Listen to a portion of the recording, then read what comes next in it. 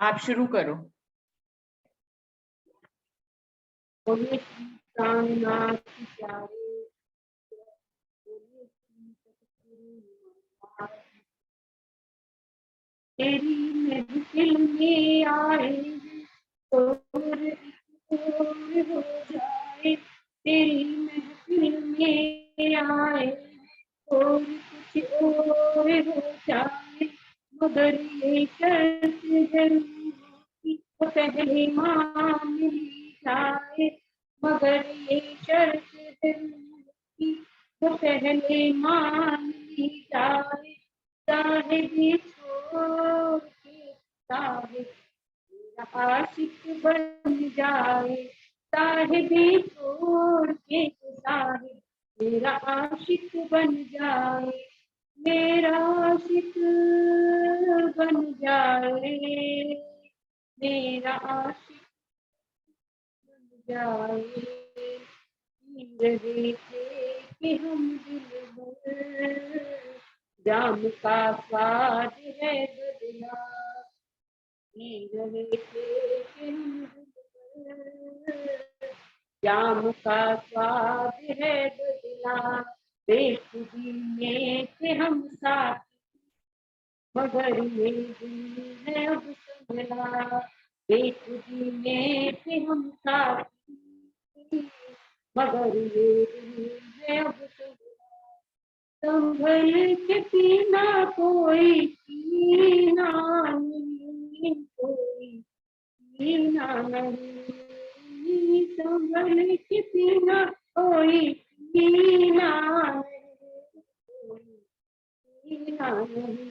इलाज में कैसा कि ये मेरा दम निकल जाए, इलाज में कैसा कि ये मेरा दम निकल जाए, साहिबी छोड़ के साहिब मेरा आशिक बन जाए, साहिबी छोड़ के साहिब मेरा आशिक बन जाए, मेरा आशिक बन जाए, मेरा आशिक बन जाए।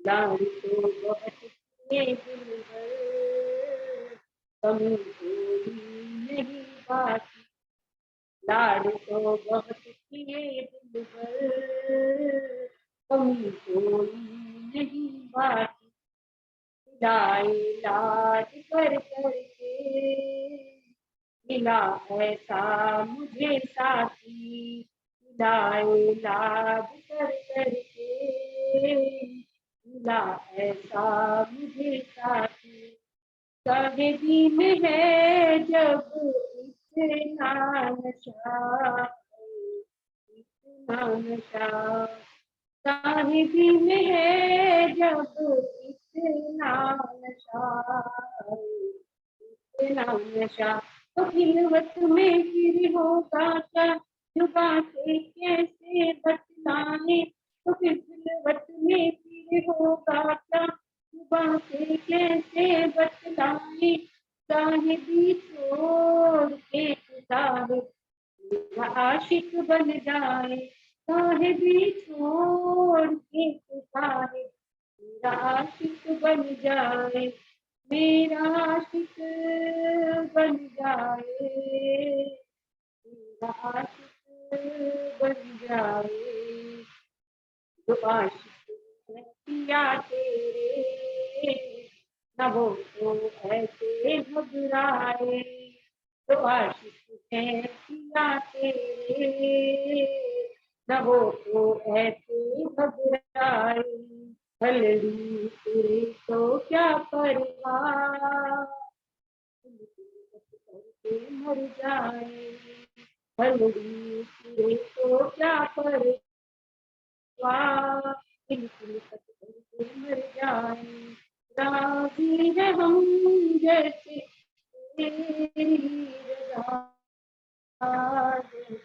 तेरी रजा, राजी है हम जैसे तेरी रजा, जैसे तेरी रजा, तेरी इतनी न हो साथी कि मेरा दम निकल जाए, तेरे इतनी न होता कि मेरा दम निकल जाए, चाहे भी छोड़ के पुकारे तेरा आशिक बन जाए, चाहे भी छोड़ के पुकारे मेरा आशिक बन जाए, मेरा आशिक बन जाए, मेरा आशिक बन जाए, मेरा आशिक बन जाए, मेरा आशिक बन जाए।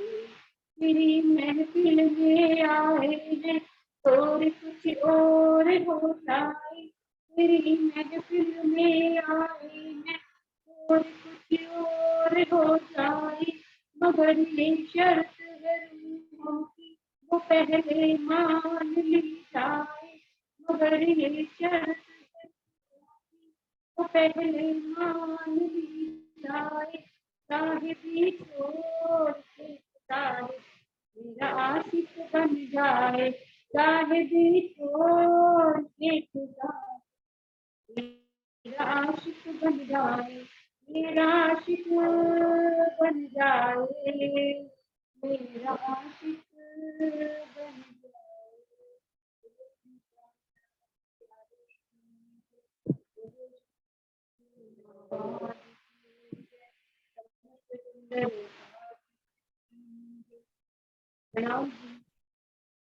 प्रणाम जी, धन्यवाद वर्षा। थोड़ी सी आवाज कम आ रही थी आज, लेकिन फिर भी सुनाई दे गया। शुरू करते हैं सुंदर साथ जी।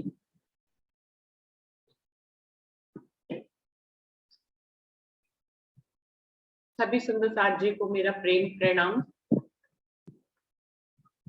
प्रथम लागू दुई चरण को, धनिये ना छुड़ाइयो खीन, लाख तले लालेड़िया, मेरे जीव के ही जीवन, इन पाँव तले पड़ी रहूं, धनी नजर खोलो बातों, पलना वालों निरखु नेत्र, मेरे जीव के ही जीवन, मेरे जीव के ही जीवन। श्री बंदो सतगुरु चरण को, करूं सुप्रेम प्रणाम, अशुभ हरन मंगल करन, धनी श्री देव चंद्र जी नाम।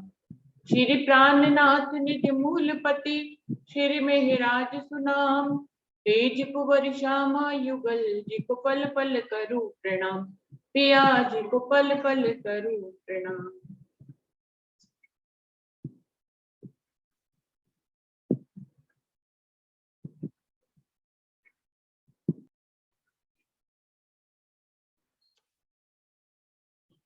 तो सुंदर साथ जी, ये अध्याय प्रेम का चांद का चौथा अध्याय शुरू हो रहा है और पेज नंबर है 40।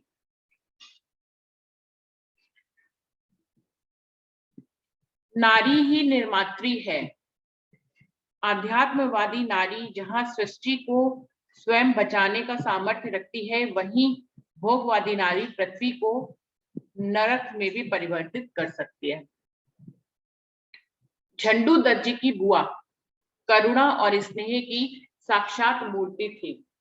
माता के देह त्याग के पश्चात उन्होंने ही मां की भूमिका निभाई। दोनों भाइयों को जरा भी मां की कमी का एहसास नहीं होने दिया, तो उनकी बुआ ने उन्हें आगे जाके पाला। एक दिन बुआ ने झंडू दत्त जी से एकांत में बहुत प्यार से पूछा, बेटा मेरा दिल कहता है कि तुम्हारी माँ ने घर में अवश्य ही कहीं ना कहीं धन छिपा रखा है, तो उस धन की खोज करना बहुत ही आवश्यक है। क्या तुमने अपनी माँ को किसी स्थान पर दीपक जलाते हुए देखा है क्या? पहले की महिलाएं जो इतनी गरीबी में रहती थी, वो कहीं मिट्टी में अपने घर में धन दबा देती थी, तो वहां पर दीपक जलाया करती थी। तो उन्होंने पूछा, क्या माँ तुम्हारी कहीं दीपक जलाया करती थी? हाँ बुआ, हमने माँ को उस स्थान पर दीपक जलाते हुए देखा है। जब हम उससे पूछते थे कि वहां तुम किस लिए दीपक जलाती हो, तो वह धमकाने लगती थी, डराने लगती थी। यह तो बहुत खुशी की बात है, तुम दरवाजे को अंदर से बंद कर दो और चलो अभी खोदते हैं, बुआ ने कहा। दोनों छोटे बच्चों को। झंडू दत्त जी ने फावड़ा संभाला और खोदना शुरू कर दिया। खोदने पर एक छोटा सा घड़ा निकला जिसमें 1500 रुपए छिपाकर रखे गए थे। उस जमाने में 1500 रुपए बहुत ज्यादा होते थे। उन्हें देखकर तीनों ही बहुत खुश हो गए। बुआ ने दोनों भाइयों को समझाते हुए कहा कि इस पैसे के बारे में तुम किसी से भी कुछ मत कहना। तुम्हारे चारों ओर ठग ही ठग है। इस धन से तुम्हारा विवाह भी हो जाएगा तथा अन्य आवश्यक कार्य भी पूरे हो जाएंगे। माँ के छिपाए हुए पैसे मिल जाने पर घर का काम अच्छी तरह से चलने लगा। बुआ दोनों भाइयों से बहुत अधिक स्नेह करती थी। कभी तो अपनी ससुराल रहती और कभी अपने मायके में दोनों भाइयों के पास रहती थी। आवश्यकता पड़ने पर अपने पास से धन भी खर्च करती थी। उस समय बहुत ही छोटी उम्र में विवाह हो जाया करते थे। पिता के देह त्याग के पश्चात झंडू दत्त जी की उम्र मात्र 8 वर्ष की थी और पिता के समय में ही दोनों भाइयों की मंगनी हो गई थी, किंतु उनके शरीर छूटते ही रिश्ते टूट भी गए थे। 8 वर्ष की आयु में 8 वर्ष के झंडू दत्त जी थे और शायद उनसे 2 साल छोटे उनके भाई थे। दोनों की मंगनी हो चुकी थी, लेकिन पिता के देह त्याग के पश्चात दोनों का रिश्ता टूट भी गया। छोटे भाई बुद्धिदास जी से जिस कन्या का रिश्ता तय किया गया था वह टूट गया और उसकी सगाई झंडू दत्त जी से हो गई। इसी प्रकार किसी अन्य लड़की से बुद्धिदास जी की भी सगाई हो गई। यद्यपि झंडू दत्त जी विवाह के बंधन में नहीं बंधना चाहते थे, किंतु उनकी सुनने वाला कौन था। सगे संबंधियों ने जबरदस्ती दोनों भाइयों का विवाह एक ही मंडप के नीचे कर दिया। तो जो 1500 रुपए माता के मिले थे छुपाए हुए, उस समय में उसमें दोनों का विवाह हो गया, अच्छी तरह से संपन्न हो गया। विवाह का अर्थ ही होता है कि विशेष रूप से बोझा ढोना। घर में पत्नी को देखते ही झंडू दत्त भय से सिहर जाते थे। उन्हें ऐसा प्रतीत होता था जैसे कि किसी ने उनको जेल में बंधक बना रखा हो। शुरू से ही आजाद प्रवृत्ति के थे, इसलिए बंधन में बंधना नहीं चाहते थे। अभी वैराग्य उत्पन्न नहीं हुआ था, लेकिन फिर भी उनके मन में विवाह करने की कोई इच्छा नहीं थी। लेकिन सगे संबंधी और बुआ ने सोचा कि अब ये जो पैसे मिले इससे विवाह कर लिया जाए, फिर खर्च हो जाएंगे तो फिर विवाह भी नहीं होगा। इसलिए दोनों भाइयों का एक ही मंडप में विवाह कर दिया गया। हृदय में अब दिन पर दिन वैराग्य की अग्नि धधकने लगी। रामायण और सुख सागर के अध्ययन में रुचि बढ़ी। 15 वर्ष की उम्र तक रामायण कंठस्थ हो गई थी। 15 वर्ष की यानी कि 10 वर्ष की आयु में उनका विवाह हो गया और 5 वर्ष में ही उन्होंने वैराग्य की तरफ अपना कदम बढ़ा दिया और रामायण उनको कंठस्थ हो गई थी झंडू दत्त जी को। वैराग्य का प्रभाव दिन प्रतिदिन बढ़ता ही जा रहा था। घर में कन्या भी जन्म ले चुकी थी। जब भी झंडू दत्त जी एकांत में होते तो संसार छोड़ने की बातें सोचा करते थे। पत्नी का बंधन बहुत ही कष्टकारी प्रतीत हो रहा था उन्हें, जबकि एक पुत्री भी पैदा हो गई थी इन 5 वर्षों में, लेकिन फिर भी उनका मन जो है वो माया में नहीं लगता था, अपने परिवार में नहीं लगता था झंडू दत्त जी का। झंडू दत्त जी के लिए सारा संसार ही अग्नि की लपटों के समान दुखमय लगने लगा। किसी भी रिश्ते के प्रति उनके मन में कोई आकर्षण नहीं रहा। उन्हें लगता जैसे घर द्वार रिश्ते नाते सभी खाने दौड़ रहे हैं। तो उनका मन वैराग्य की तरफ बढ़ता ही जा रहा था और उनका मन वैवाहिक जीवन में बिल्कुल भी नहीं लग रहा था। विवाह के बाद में पिंजरे में बंद पक्षी की तरह ही फंस गए थे। अंतरात्मा उनकी पुकार करती थी कि परमात्मा की तरफ खोज में जाना चाहिए। कब तक तो इन बंधनों में फंसा रहेगा। इन बंधनों को शीघ्र छोड़ और अपने प्रियतम को प्राप्त कर। ये उनके अंतरात्मा से हमेशा आवाज आती रहती थी कि कब तक तू इस बंधनों में पड़ा रहेगा। इन बंधनों को छोड़ और परमात्मा की खोज के लिए आगे बढ़। पूर्व काल में गौतम ने भी तो सत्य की खोज में पत्नी और पुत्र का त्याग किया था। गौतम बुद्ध ने भी, जो बाद में जाकर सिद्धार्थ बने, उन्होंने भी अपनी पत्नी और पुत्र को छोड़कर ही परमात्मा की खोज की थी। हृदय में विवेक की ज्योति जल जाने पर भला कौन संसार के बंधनों में रहना चाहेगा। नदियों के बहते प्रवाह को तो लेकर जा सकता है, नदियों के बहते प्रवाह को तो रोका जा सकता है, किंतु शुद्ध वैराग्य के वेग को नहीं रोका जा सकता है। तो ये एक बात कह रहे हैं राजन स्वामी जी की जिसके दिल में वैराग्य उत्पन्न हो जाता है उसको फिर रोकना असंभव सा होता है। जबकि नदियों के बहाव को भी रोकना मुश्किल होता है, लेकिन वो कह रहे हैं उसको रोकना फिर भी संभव है। लेकिन शुद्ध हृदय से जिसके दिल में वैराग्य पैदा हो जाता है फिर उसको रोकना मुश्किल है, क्योंकि उसको संसार के बंधन भाते ही नहीं है।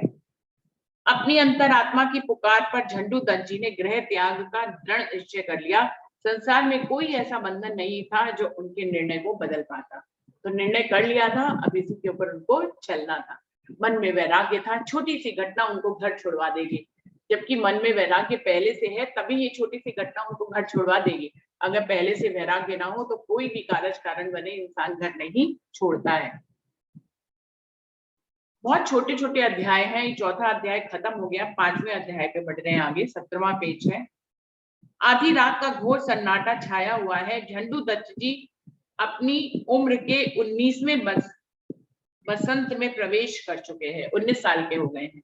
हृदय में वैराग्य की धधकती हुई ज्वाला उन्हें घर छोड़ने के लिए मजबूर कर रही है। वे परिवार के प्रत्येक सदस्य को एक नजर देखकर प्रणाम करते हैं और चल पड़ते हैं शाश्वत सत्य की खोज में। उसी दिन छोड़ देते हैं अपने घर को और अपने शाश्वत सत्य यानी परमात्मा से मिलने के लिए अपना घर छोड़ देते हैं। 19 वर्ष की आयु में उन्होंने घर छोड़ दिया। घर से चलते समय उन्होंने अपने पास मात्र ₹1.25, एक चादर और एक धोती रखी। सिर्फ इतना सामान लेके कि तन पे जो कपड़े थे, एक धोती और एक बिछाने के लिए चादर और एक जो कपड़ा उन्होंने ऊपर पहना था, और ₹1.25 उनके पास थे। अपनी जन्मभूमि से पैदल चलकर अगली रात्रि मुजफ्फरनगर पहुंचे, जहां एक मंदिर में उन्होंने विश्राम किया। मुजफ्फरनगर के एक मंदिर में पहुंच गए। उनके सुंदर रूप रंग को देखकर किसी ने भी यह नहीं सोचा कि वे भूखे हैं और उनके भोजन की कोई व्यवस्था करनी चाहिए। तो वो इतने सुंदर थे महाराज जी, शक्ल सूरत से, और नए वस्त्र पहनकर घर से निकले थे। तो जिस मुजफ्फरनगर मंदिर में पहुंचे वहां कोई यही नहीं समझ पाया कि वो घर से भूखे प्यासे आए होंगे, तो उनसे भोजन पूछा जाए। अगले दिन भी उन्हें किसी ने भोजन के लिए नहीं पूछा। 2 दिन हो गए बिना भोजन के। इस प्रकार 3 दिन भूखे रहने के पश्चात उनके मन में यह विचार आया कि यदि मैं मथुरा चलूं तो परमात्मा के दर्शन हो सकते हैं। तो मथुरा की तरफ, मुजफ्फरनगर से मथुरा की तरफ गंतव्य अपना बना लिया। यह सोचकर उन्होंने मथुरा के लिए पैदल ही प्रस्थान किया। कहीं कहीं कुछ भोजन मिल जाता था। कई दिन की यात्रा के पश्चात वे अलीगढ़ पहुंचे। वहां एक दयालु हृदय लाला जी से भेंट हुई और उन्होंने उनसे पूछा। कहाँ पहुंच गए? मुजफ्फरनगर से चलकर अलीगढ़ पहुंचे, जहां पर एक दयालु हृदय वाले लाला से उनकी भेंट हुई और उन्होंने उनसे पूछा, आपका चेहरा इतना उतरा हुआ क्यों है? यदि आप भूखे हैं तो मैं आपको भोजन करवाना चाहता हूँ, और यदि आपको कुछ पैसों की आवश्यकता है तो मैं उसकी भी सेवा करना चाहता हूँ। तो एक दयालु व्यक्ति मिल गया जिससे उन्होंने मांगा भी नहीं, लेकिन फिर भी उनके चेहरे के उतरे हुए भावों को देखकर वो समझ गए कि ये कई दिन के भूखे हैं और इनको पैसों की आवश्यकता है। तो उन्होंने स्वयं ही उनसे पूछ लिया। उनके अंदर मानवीय संवेदना देखकर झंडू दत्त जी ने अपने मन की बात कह डाली। भाई, मैं 3 दिन से भूखा हूं। मेरे चेहरे के उतरे होने का यही कारण है, मैं परमात्मा के अतिरिक्त अन्य किसी के भी आगे हाथ नहीं फैलाता। मैंने मथुरा की यात्रा का निश्चय किया हुआ है। भूख के कष्ट की मुझे कोई भी चिंता नहीं है। तो ये महाराज जी अपने दिल के भाव बताते हैं कि मैं परमात्मा के आगे किसी के भी आगे हाथ नहीं फैलाता है। यह बात सुनकर लाला जी बहुत ही भावुक हो गए। उन्होंने झंडू दत्त जी को भरपेट भोजन करवाया। तत्पश्चात बोले, आप कृपा करके यह लोटा भी स्वीकार कीजिए, यात्रा में इसकी बहुत ही आवश्यकता पड़ती है। उनकी श्रद्धा भावना को देखकर झंडू दत्त जी उनसे भेंट स्वीकार कर ली। तो इस प्रकार से उन लाला जी ने उनको अलीगढ़ के लाला जी ने उनको भोजन भी करवाया और एक लोटा भी दिया। लाला जी से विदा लेकर झंडू दत्त जी मथुरा के लिए चल पड़े। अभी थोड़ी ही दूर गए होंगे कि 2 सिपाहियों ने रास्ता रोक लिया और रोबीली आवाज में बोले, ए लड़के, तुम कौन हो? तुम अपना नाम पता सही सही बताओ, तभी जाने देंगे। झंडू दत्त जी ने उत्तर दिया, मैं सहारनपुर जिले के जड़ौदा गांव का निवासी हूँ। मेरा नाम झंडू दत्त है और मैं श्री कृष्ण जी के दर्शन के लिए मथुरा जा रहा हूँ। तो अपना उद्देश्य भी बता दिया कि मैं जड़ौदा पांडा का रहने वाला हूँ, लेकिन श्री कृष्ण जी के दर्शन के लिए मथुरा जा रहा हूँ। एक सिपाही धमकाने के अंदाज में बोला, तुम आवारा लड़कों की तरह सड़कों पर क्यों घूम रहे हो? क्या तुम अपना नाम लिख पढ़ लेते हो? अभी झंडू दत्त जी कुछ बोल ही नहीं पाए थे कि दूसरा सिपाही डराते हुए ऊंचे स्वर में बोला, यह जाएगा क्यों नहीं, हम इसे डंडे से ले जाएंगे। पता नहीं कहाँ ले जाने की बात करने लग गए और डंडे के बल पे उनको ले जाने की सोचने लग गए। पुनः झंडू दत्त जी को संबोधित करते हुए बोले, देखो हम तुम्हें 50 रुपए महीने की नौकरी दिलवा देंगे, तुम्हें केवल थोड़ा सा लिखने का ही काम करना होगा। झंडू दत्त जी ने बहुत मना किया कि मैं नौकरी नहीं करना, मुझे नौकरी नहीं, कि वे नौकरी नहीं करेंगे। उन्होंने महात्मा बनने के उद्देश्य से घर छोड़ा है, लेकिन बुद्धि विहीन पुलिस वाले उनकी बात कहाँ सुनने वाले थे। वे उनको जबरन पकड़कर ले ही गए। जिस स्थान पर झंडू दत्त जी को ले जाया गया वह शहर से बाहर था। उसमें सभी वर्गों के लोग शामिल थे। भोजन बनाने में स्वच्छता का कोई भी ख्याल नहीं था। भोजन बनाने वाले तथा परोसने वाले सभी निम्न वर्गों के लोग थे, जो सफाई की परिभाषा जानते ही नहीं थे। झंडू दत्त जी का हृदय वहां भोजन करने के लिए तैयार नहीं हो सका। उन्होंने 2 दिनों तक बिना खाए ही गुजारा किया। अचानक वहां पर उनकी भेंट एक कर्मकांडी ब्राह्मण से हो गई। उसने झंडू दत्त जी से पूछा, आप इस जाल में कैसे फंस गए? जैसे आप फंस गए, झंडू दत्त जी ने कहा, जैसे आप फंस गए वैसे हम भी फंस गए। यहाँ पर हमारा गुजारा कैसे चलेगा? देखो भाई, एक ही तरीका है कि यहाँ से सूखा आटा ले लिया जाए और अलग भोजन बनाया जाए। हम दोनों ब्राह्मणों का धर्म तभी सुरक्षित रह सकता है। दोनों ब्राह्मण थे और इस तरह से निम्न वर्ग के लोगों के हाथ का बना हुआ भोजन जो बनाया जाता था और परोसा जाता था, उसको नहीं खाना चाहते।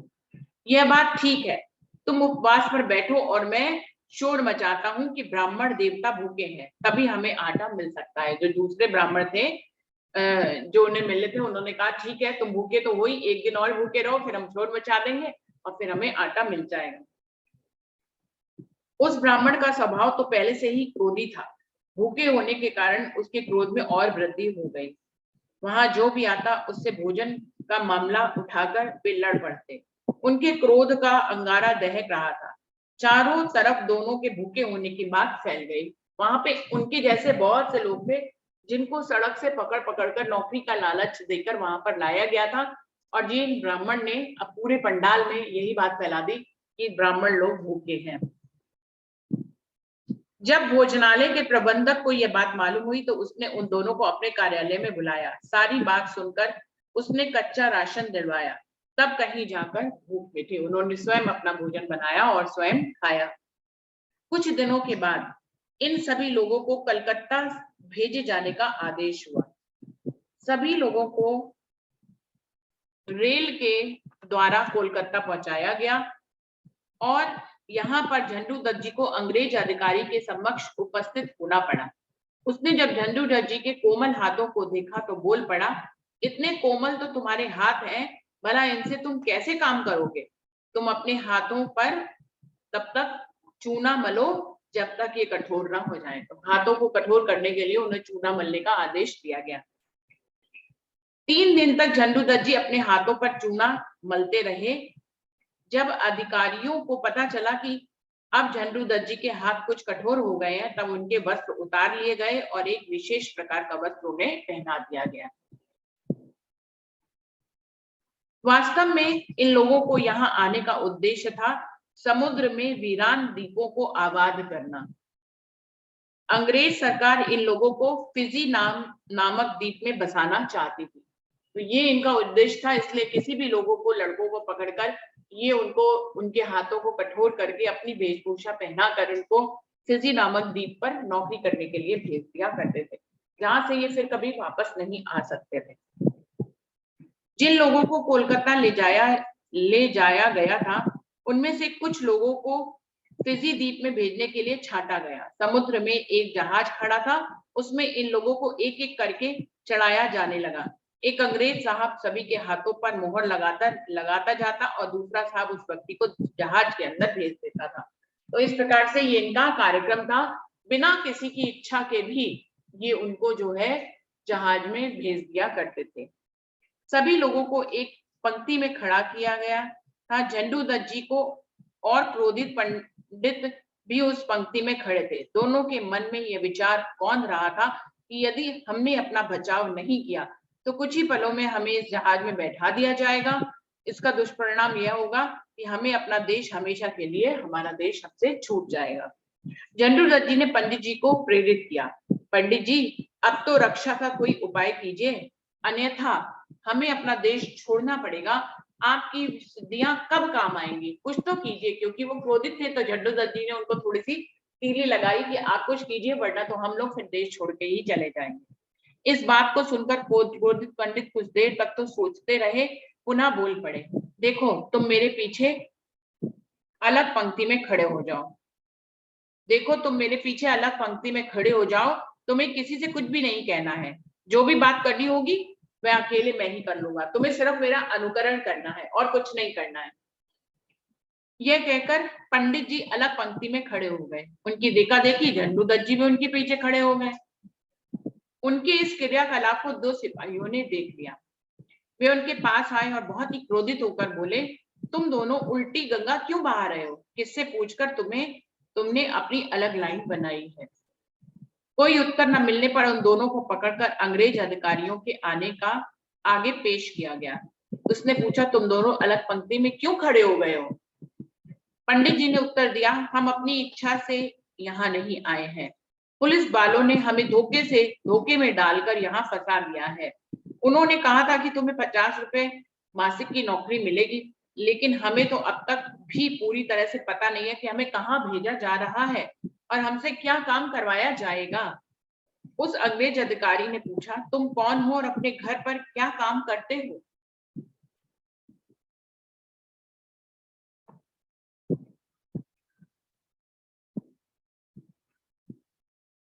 पंडित जी पुनः बोल पड़े, साहब हम दोनों ही ब्राह्मण हैं, परमात्मा की कथा चर्चा भजन कीर्तन ही हमारा पैतृक व्यवसाय है। आप जो काम हमसे लेना चाहते हैं उसे करने में हम असमर्थ हैं। आप हमें मुक्त कर सके तो आपकी बहुत कृपा होगी। दोनों ने ही अपना पास्ट बताया कि हम लोग तो ब्राह्मण हैं और कथा चर्चा करते हैं, हम भला कोई नौकरी क्यों करेंगे। यह बात सुनते ही उस अंग्रेज ने अपने से छोटे अधिकारी को यह आदेश दिया कि इन दोनों को घर जाने तक का सारा खर्चा दिया जाए। साहब के हुक्म का तुरंत पालन हुआ। झंडू दत्त जी और उनके साथी को 5-5 रुपए तथा रेलवे का पास भी प्राप्त हो गया। झंडू दत्त जी ने मथुरा जाने का पास बनवाया क्योंकि उनके मन में श्री कृष्ण जी के दर्शन की प्यास थी। कोलकाता से मथुरा जाने वाली ट्रेन वाराणसी से होकर जाती है। वाराणसी आते ही उनके मन में यह विचार उठा कि यह काशी नगरी ज्ञान की नगरी है। तुम कुछ दिनों तक यहाँ पर रहकर ज्ञान क्यों नहीं ग्रहण कर लेते? अभी तुम्हारी उम्र ही क्या बीती है। यदि तुमने शिक्षा ग्रहण करने का यह सुनहरा अवसर खो दिया तो बाद में पछताना ही पड़ेगा। तो काशी नगरी से वाराणसी से आगे गुजरते समय उनके दिल में ये ख्याल आया कि वो कुछ ज्ञान अर्जित कर ले, क्योंकि ज्यादा पढ़े लिखे नहीं थे। इस विचार के दृढ़ होते ही वे स्टेशन पर उतर गए। जैसे ही वे नगर के धार्मिक विद्यालय के पास गए, उनका मन डावाडोल हो गया और दूसरी ही विचारधारा उनके मन में घर कर गई। अब पढ़ने के उद्देश्य से उतरे तो वहां, लेकिन उनके मन में दो कॉन्फ्लिक्ट आ रहे थे। विद्या पढ़कर तुम प्राप्त ही क्या कर लोगे? उनके मन ने कहा, विद्या पढ़कर तुम प्राप्त ही क्या कर लोगे?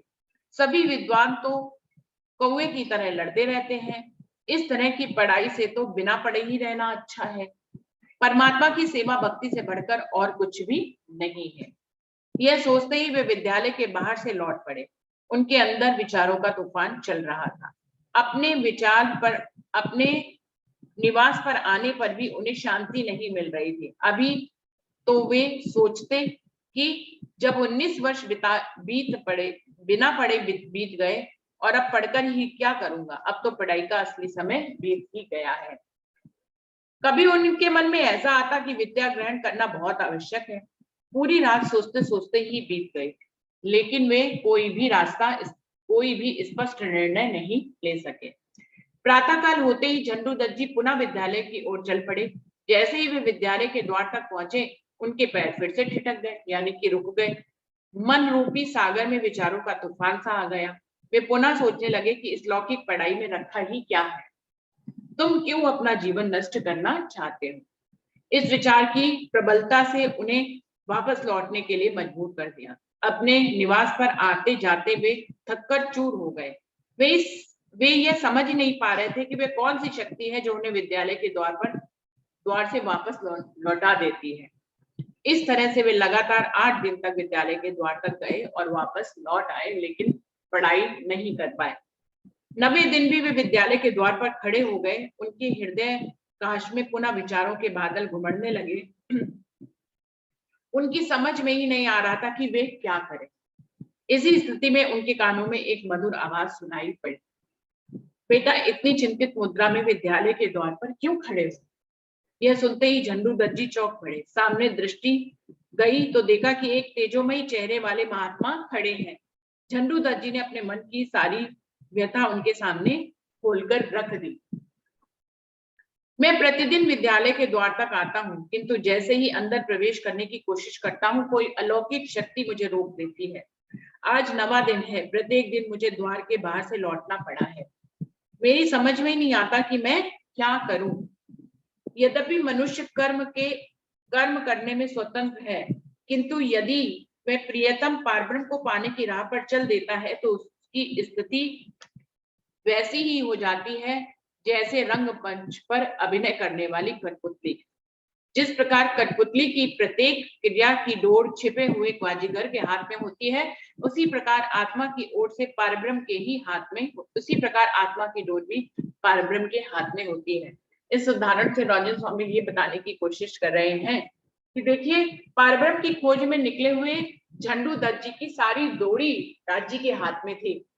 वो चाह रहे थे, उनका एक मन, मायाविक मन चाह रहा था कि वो पढ़ाई कर ले, लेकिन राजी उनको शायद पढ़ाई नहीं कराना चाहते थे, क्योंकि उनको तो ब्रह्म ज्ञान देना था धनी ने, और पूरी दुनिया को उनके द्वारा मुक्ति प्राप्त होनी थी। तो ऐसा कैसे कि उनको सिर्फ यही ज्ञान दिया जाए। इसलिए बार बार वो विद्यालय तक जाते थे, लेकिन फिर वापस लौट आते थे। तो उनकी स्थिति एक कठपुतली जैसी हो गई थी, जिसकी डोरी जो है पारब्रह्म के हाथ में थी।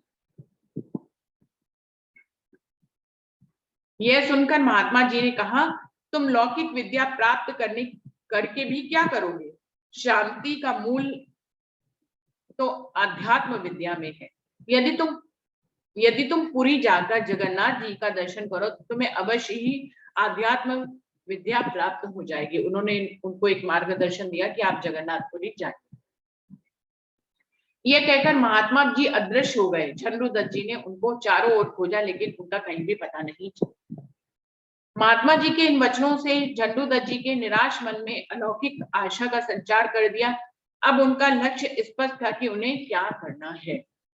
तो इस प्रकार से धनी, हम देखेंगे कि झंडू दत्त जी के जीवन में जगह जगह पर धनी हुक्म का स्वरूप बनकर उनको मार्गदर्शन देते आए, और या उनके रूप को, ये जो बालक का रूप था जो अकेले पड़ जाता था, मौत के कुएं में जाता था, तो तब वो उनकी रक्षा करते थे। चाहे वो मेले में खो जाने की जगह हो, या जंगल से ललान खेड़ी जाने की अवस्था हो, या ललान खेड़ी से वापस जड़ोदा पड़ना आने की स्थिति हो, गडरिये के रूप में राज्य उनको मिले, और पहले उनको एक पुरुष के रूप में मिले, और सबसे पहले जब मेले में खो गए तो उनका जो नौकर था उसके रूप में भी धनी के हुक्म के स्वरूप में उनकी रक्षा करी। तो हर पल हर घड़ी उनको मार्गदर्शन देते थे, धनी उनकी रक्षा करते थे, और यहाँ पे भी एक महात्मा का रूप लेकर उनको ये शिक्षा दी कि अगर आपको लेनी है तो आध्यात्म की शिक्षा लीजिए, सांसारिक शिक्षा लेने का कोई भी मतलब नहीं है।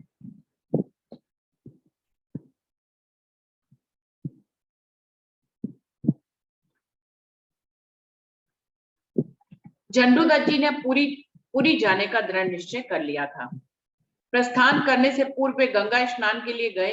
अभी वे स्नान कर ही रहे थे कि एक पंडा आ थमका। आप तो मेरे ही यजमान हैं, आपका सारा क्रियाकांड मैं ही करवाऊंगा। तो जनरल जज जी बोले, नहीं नहीं, मुझे कुछ भी नहीं करवाना है, मैं तो मात्र स्नान करने के लिए ही आया हूं। भला ये कैसे हो सकता है? पुण्य सलीला गंगा जी में स्नान करने के बाद तो श्रद्धा तर्पण और दान दक्षिणा अवश्य ही करनी चाहिए। नहीं, मुझे कुछ भी नहीं करना है। बोले यजमान, आप मना मत कीजिए, आप प्रत्येक प्रेम पूर्वक चंदन लगवाइए। यह कहकर उसने माथे पर चंदन लगाया, साथ ही साथ कुछ श्लोक और मंत्र भी पढ़ता जाता था और थोड़ी देर में उसका पाठ बंद हुआ और दक्षिणा की मांग शुरू हो गई। तो इस प्रकार से गंगा के किनारे अधिकतर पंडे इकट्ठे हो जाते हैं और वो लोगों को ऐसे ही फंसाकर उनसे जो है दक्षिणा के रूप में पैसे लूटते हैं। यजमान, इस पवित्र नगरी में गंगा स्नान करके दान करने का पुण्य बहुत अधिक होता है। आपको 1 रुपया तो कम से कम अवश्य दक्षिणा में देना चाहिए। उसके बार बार के आग्रह पर झंडू दद्दी ने 1 रुपया उसे दे दिया। वह खुश होकर चला गया। यह रुपया उन्होंने उन 5 रुपयों में से दिया था जो उसे अंग्रेज अधिकारी से दिलवाए थे। तो 5 में से 1 चला गया तो 4 रुपए झंडू दत्त जी के पास बचे। यात्रा के लिए झंडू दत्त जी ने 2.5 रुपए का एक कंबल खरीदा। 4 आने भोजन आदि में खर्च हो गए। वे प्रतिदिन 2 पैसे का चना खरीद कर खाया करते थे।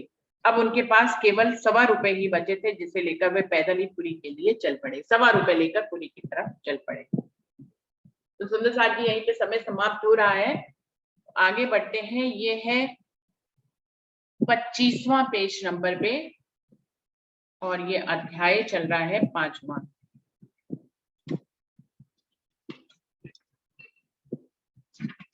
पांचवें अध्याय के 25 पेज नंबर पे यहाँ पर खत्म हो रहा है। अगली मीटिंग में हम लोग चलते हैं। प्रणाम जी, सभी सुंदर साथ जी को प्रेम प्रणाम जी। प्रणाम जी। प्रणाम जी, प्रणाम जी।